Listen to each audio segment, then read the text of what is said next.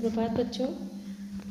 आज हमारे online class में हम कक्षा 10 का अध्याय 12 मानव संसाधन का अध्ययन करेंगे।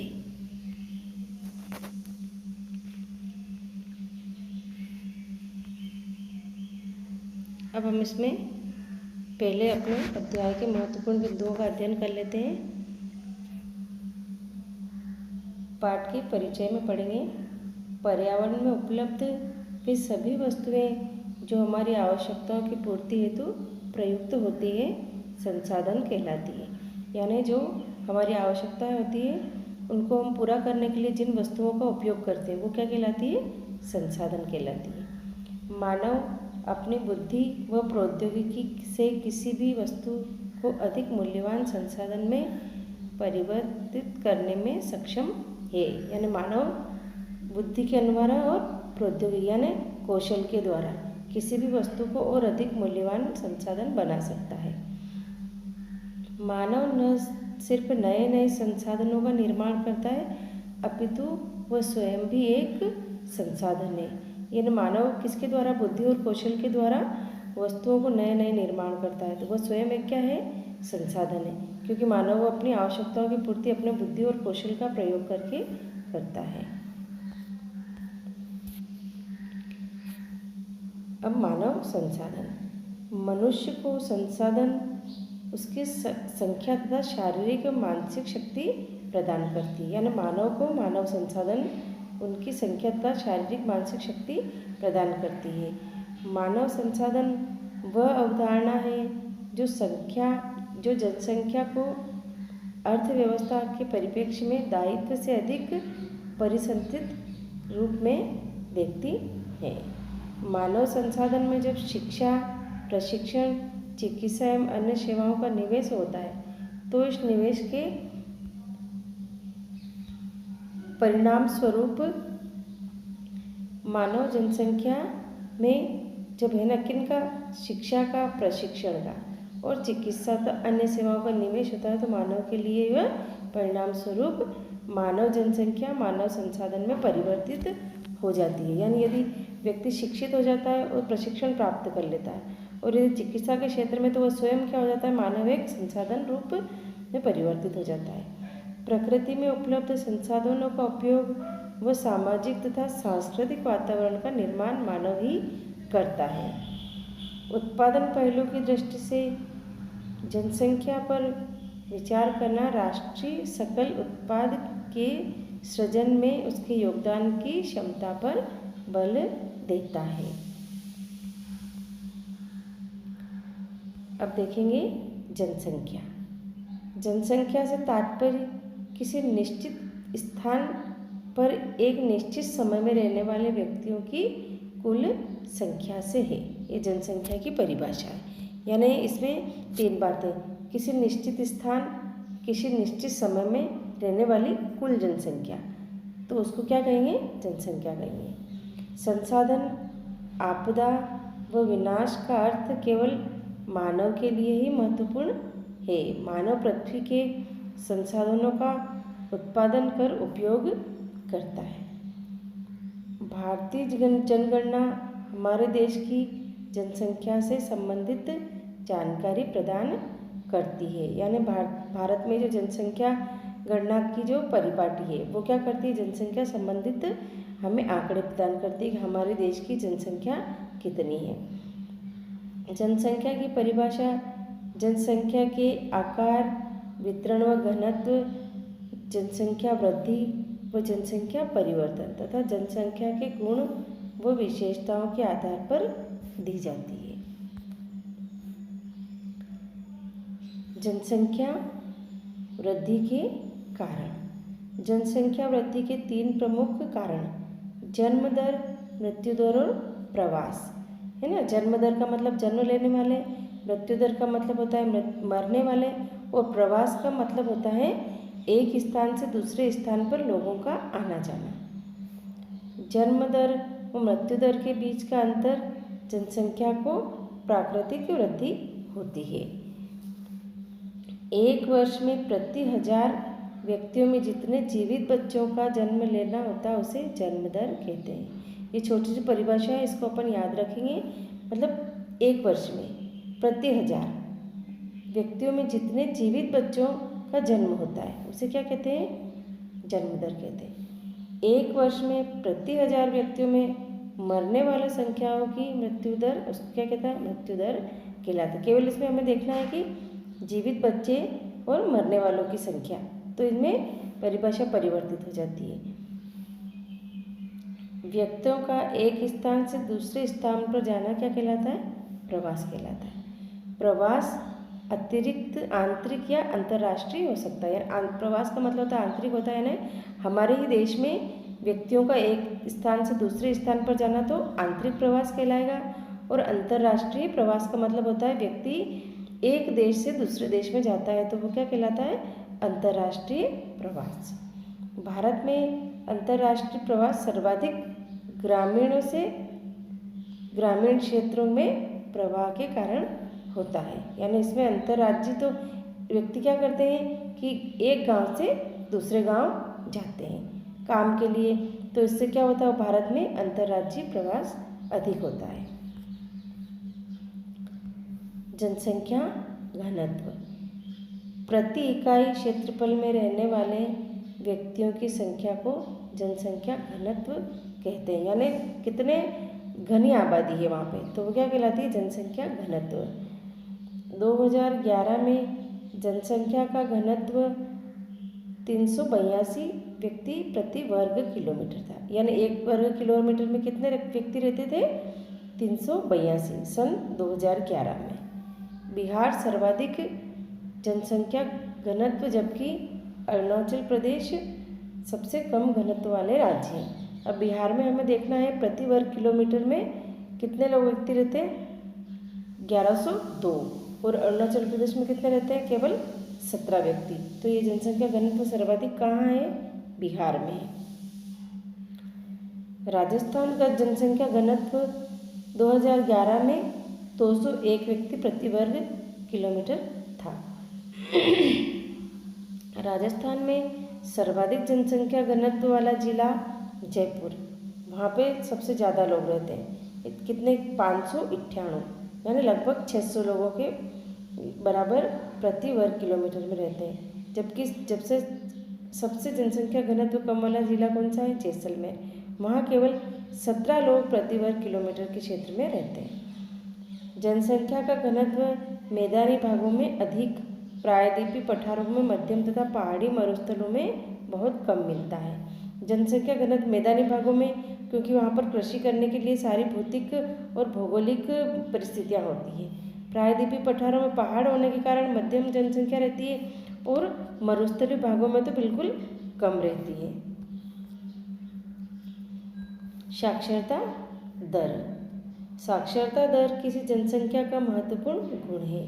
शिक्षित व जागरूक नागरिक बुद्धिमत्ता पूर्ण निर्णय ले सकते हैं। साक्षरता दर में कमी अधिक प्रगति में एक गंभीर बाधा है। 2011 की जनगणना के अनुसार 7 वर्ष या इससे अधिक आयु के व्यक्ति जो किसी भाषा में लिख या समझ सकते हैं, है ना, किसी भाषा को या तो समझ सकते हैं या लिख सकते हैं, तो वो क्या कहलाते हैं? साक्षर कहलाते हैं। भारत में 2011 में साक्षरता का प्रतिशत 74.04% था, जिसमें पुरुषों की साक्षरता 82.14% तथा महिलाओं की 46।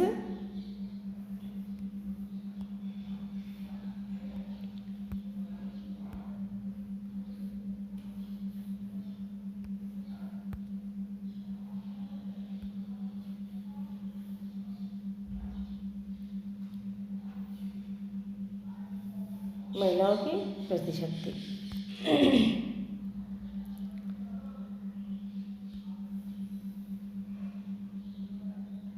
इस पॉइंट को हम एक बार और समझ लेते हैं। भारत में 2000 में सर्वाधिक साक्षरता केरल में कितनी?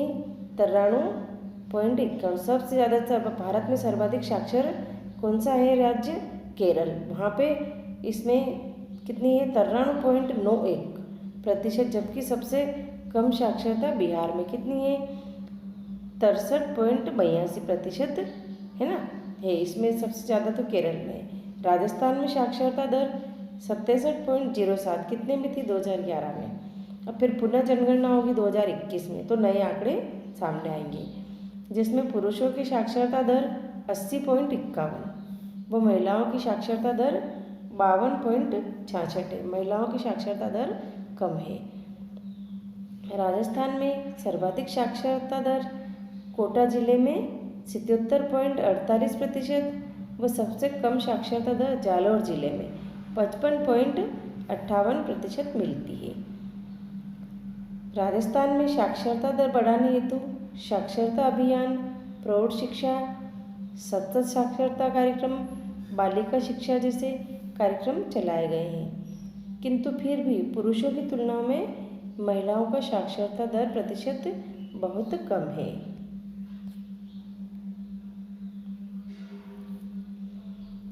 अब हम देखेंगे नगरीकरण क्या होता है। नगरीकरण से तात्पर्य जनसंख्या का ग्रामीण क्षेत्रों से शहरी क्षेत्रों की ओर पलायन है ना। पलायन का मतलब जाना, एक स्थान को छोड़कर दूसरे स्थान पर जाना। नगरीकरण औद्योगिकरण व सामयिक प्रणाली का द्योतक है। वहीं दूसरी ओर यह पर्यावरण एवं प्राकृतिक संसाधन के लिए घातक भी है, क्योंकि व्यक्ति एक स्थान से दूसरे स्थान पर किसी जाता है तो वहाँ के पर्यावरण को, प्राकृतिक संसाधनों को भी प्रभावित करता है।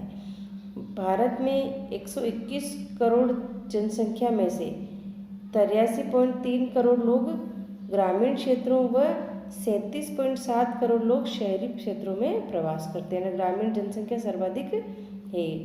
राजस्थान में कुल जनसंख्या का 75.13% भाग ग्रामीण व शेष 24.87% भाग शहरी क्षेत्रों में निवास करता है।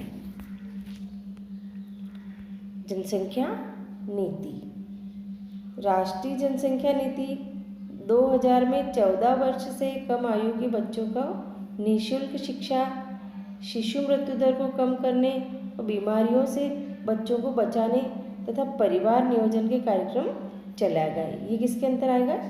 जनसंख्या नीति के अंतर्गत। राष्ट्रीय जनसंख्या नीति 2000 में कई वर्षों के नियोजित प्रयासों का परिणाम है, यानी इसको कई वर्षों से लागू किया करने का था, लेकिन इसका 2000 में इसको लागू किया गया। राजस्थान की जनसंख्या नीति। राजस्थान में जनसंख्या वृद्धि का कारण राज्य में विशेष भौगोलिक, सामाजिक व आर्थिक व सांस्कृतिक पृष्ठ पर है। जनसंख्या वृद्धि कम करने के लिए अनेक कार्यक्रम चलाए जा रहे हैं, जिनमें से जनमंगल योजना, परिवार कल्याण कार्यक्रम, नियमित टीकाकरण अभियान, जन स्वास्थ्य कार्यक्रम एवं चिकित्सा व परिवार कल्याण की सेवाओं को सुलभ कराया जा रहा है। अब इसमें से हम कुछ अति लघु उत्तर प्रश्न हैं जो परीक्षा में 1-1 नंबर के आते हैं, उनको हम देखेंगे। राज्यों में क्षेत्रफल की दृष्टि से राजस्थान का देश में कौन सा स्थान है? तो इसका स्थान प्रथम आएगा। सर्वाधिक क्षेत्रफल किस राज्य का है? राजस्थान का। सर्वाधिक जनसंख्या घनत्व वाला जिला कौन सा है? बिहार है ना। और सबसे कम हमने देखा था अरुणाचल प्रदेश। राजस्थान में 2011 की जनगणना के अनुसार लिंगानुपात कितना था? यानी प्रति 1000 पुरुषों पर महिलाओं की संख्या लिंगानुपात कहलाती है, तो कितनी थी? 926। यानी 1000 पुरुषों पर महिलाएं कितनी थी? 926। भारत की जनसंख्या की दृष्टि से विश्व में कौन सा स्थान है? दूसरा स्थान है। पहला स्थान चीन का है, तो जनसंख्या की दृष्टि से भारत का विश्व में दूसरा स्थान है। भारत में जनगणना कितने वर्षों में अंतराल में होती है? 10 वर्षों में है ना। जिस 2011 में हुई थी, तो अब हमें 2021 में भारत की जनगणना होगी। राजस्थान में सर्वाधिक जनसंख्या वाला जिला जयपुर और सर्वाधिक कम कौन सा है? जैसलमेर। जनसंख्या वृद्धि या परिवर्तन के 3 प्रमुख घटक कौन कौन से हैं? हमने पढ़ा है पाठ में, जन्म दर, मृत्यु दर और प्रवास। लिंगानुपात किसे कहते हैं? लिंगानुपात किसी क्षेत्र विशेष या देश, राज्य या स्थान के पुरुषों व स्त्रियों की जनसंख्या के अनुपात को कहते हैं। दूसरे शब्दों में प्रति 1000 पुरुषों पर स्त्रियों की संख्याओं को लिंगानुपात कहते हैं। दोनों परिभाषा हो सकती है, ऊपर वाली और ये नीचे वाली दोनों परिभाषाएं सही है। अब हम देखेंगे साक्षरता दर किसे कहते हैं। साक्षरता दर को साक्षर जनसंख्या एवं कुल जनसंख्या के प्रतिशत अनुपात रूप में व्यक्त किया जाता है। 7 वर्ष या इससे अधिक आयु के व्यक्ति जो किसी भी भाषा में बोल सकते हैं या पढ़ सकते हैं, उन्हें जनगणना के अनुसार साक्षर व्यक्ति कहा जा सकता है ना। व्यक्ति किसी भाषा को या तो समझ सकता है या बोल सकता है, तो वो क्या कहलाएगा? साक्षर कहलाएगा। संसाधन किसे कहते हैं? पर्यावरण में विद्यमान वे सारी वस्तुएं जो हमारी आवश्यकता की पूर्ति हेतु प्रयुक्त होती है, यानी जिनका हम उपयोग करते हैं, संसाधन कहलाती है। जैसे मृदा संसाधन, जल संसाधन, खनिज संसाधन आदि, है ना। जैसे मिट्टी का हम उपयोग करते हैं, जल का करते हैं और खनिजों का उपयोग करते हैं। मनुष्य के बारे में उल्लेखनीय है कि वह न केवल नए नए संसाधनों का रचयिता है, बल्कि स्वयं भी एक महत्वपूर्ण संसाधन है। अपनी बुद्धि एवं प्रौद्योगिकी से मानव किसी भी वस्तु को अधिक मूल्यवान संसाधन में परिवर्तित कर सकता है। यानी कोई बिल्कुल बिना काम की चीज़ है और अपने बुद्धि और कौशल से मनुष्य ने उसको क्या बना लिया? उपयोग लोग बना लिया। तो इसलिए मनुष्य भी क्या है? एक संसाधन है। जनसंख्या वृद्धि दर को नियंत्रित करने वाले उपाय बताइए। जनसंख्या वृद्धि दर को नियंत्रित करने वाले उपाय निम्नलिखित हैं। जन्म दर को नियंत्रित किया जाए, है ना।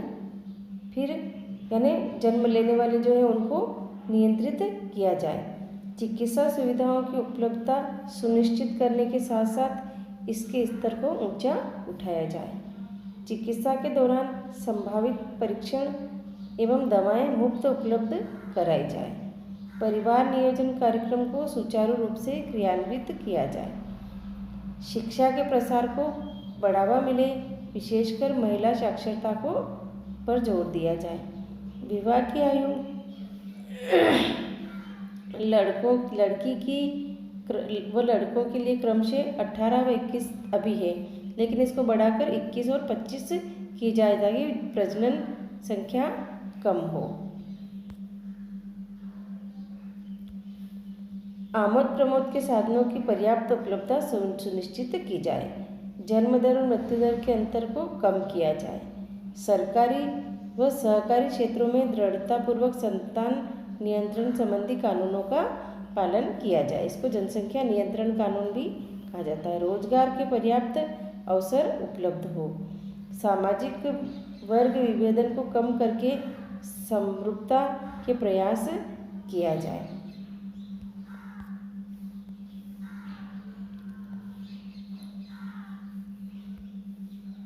ग्रामीण से शहरी क्षेत्रों की ओर जनसंख्या प्रवास के प्रमुख कारण, यानी गांवों से लोग शहरों की ओर क्यों जाते हैं। ग्रामीण से शहरी क्षेत्रों की ओर होने वाले प्रवास के निम्न कारण हैं। तीव्र गति से बढ़ रही नगरीकरण व औद्योगिकरण की प्रवृत्ति। शहरी क्षेत्रों में रोजगार के अवसरों की पर्याप्त मात्रा में उपलब्ध होना, यानी ग्रामीण क्षेत्र में पर्याप्त रोजगार उपलब्ध नहीं होता है। शहरी क्षेत्रों में ग्रामीण क्षेत्रों की तुलना में उच्च शिक्षा, उच्च चिकित्सा व उच्च तकनीकी संसाधनों का होना, ये सारी चीज़ें लोग समझते हैं कि हम शहरों में रहेंगे तो हमें ये सारी सुविधाएं मिलेगी, इसलिए वो शहरों की ओर जाते हैं। अधिकांश प्रशासनिक कार्यालयों का शहरी क्षेत्रों में स्थित होना, यानी सारे जैसे बड़े बड़े जो प्रशासनिक कार्यालय होते हैं शासन से संबंधित, जैसे कलेक्ट्री होना, है ना, इस प्रकार तहसील, फिर न्यायालय, ये सारी चीज़ें तो ये कहाँ पे है? शहरों में ज़्यादा है। शहरी क्षेत्रों में पर्याप्त मात्रा में अवसंरचनात्मक ढांचों का मिलना। शहरी क्षेत्रों में परिवहन सुविधा, पेयजल आपूर्ति, विद्युत आपूर्ति, जल निकास सुविधा आदि का अधिक विकसित होना। शहरों में मिलने वाली पर्याप्त सुरक्षा की सुविधा। नियोजित बस्ती व अन्य आकर्षक कारक भी शहरी ग्रामीण क्षेत्रों के लोगों को शहर की ओर आकर्षित करते हैं। अब हम देख लेंगे प्रश्न, नगरीकरण क्या है, इसके लाभ व उत्पन्न होने वाली समस्या। नगरीकरण से तात्पर्य जनसंख्या का ग्रामीण क्षेत्रों से शहरी क्षेत्रों की ओर पलायन। नगरीकरण के लाभ हैं, नगरीकरण की प्रवृत्ति से छोटे शहरों का विकास होता है। फिर नगरीकरण के कारण ही लोगों को प्राथमिक क्षेत्र से द्वितीय क्षेत्र व तृतीय क्षेत्र की ओर परिवर्तन संभव हो पाता है। नगरीकरण से औद्योगिकरण को बढ़ावा मिलता है। नगरीकरण के कारण उच्च सुविधाओं की प्राप्ति किसी स्थान विशेष पर संभव हो जाती है। नगरीकरण की प्रवृत्ति से लोग अधिक सुरक्षात्मक नियोजन व कुशलतापूर्वक दशाएं प्राप्त कर सकते हैं। अब नगरीकरण से उत्पन्न समस्याएं भी है। अब इसमें क्या समस्याएं आती हैं, जैसे आवास संबंधी समस्या। नगरीकरण की प्रवृत्ति से ग्रामीण क्षेत्रों के लोग नगरों में जाकर बसते हैं, जिससे जनसंख्या की तुलना में मकान कम उपलब्ध होने से आवासीय समस्या उत्पन्न हो जाती है। जल आपूर्ति की समस्या। नगरीकरण की प्रवृत्ति से उच्च जनसंख्या घनत्व के कारण पेयजल की आवश्यकता बढ़ जाती है, किंतु जल उपलब्धता पर्याप्त मात्रा नहीं होती, जिससे जल पूर्ति की समस्या उत्पन्न हो जाती है। परिवहन की समस्या। तीव्र नगरीकरण की प्रक्रिया से अधिक जनसंख्या के कारण परिवहन संबंधी समस्या उत्पन्न हो जाती है। विद्युत समस्या। तीव्र नगरीकरण के कारण घरेलू कार्यों व औद्योगिक संस्थानों में विद्युत संबंधी समस्याएं उत्पन्न हो जाती है। स्वास्थ्य एवं चिकित्सा संबंधी समस्याएं भी उत्पन्न होती है। विविध प्रकार के प्रदूषण होते हैं, ध्वनि प्रदूषण, जल प्रदूषण, वायु प्रदूषण, मृदा प्रदूषण आदि की समस्या का भी उदय होता है। धन्यवाद। आज की ऑनलाइन क्लास में इतना ही। हम शेष भाग कल पढ़ेंगे।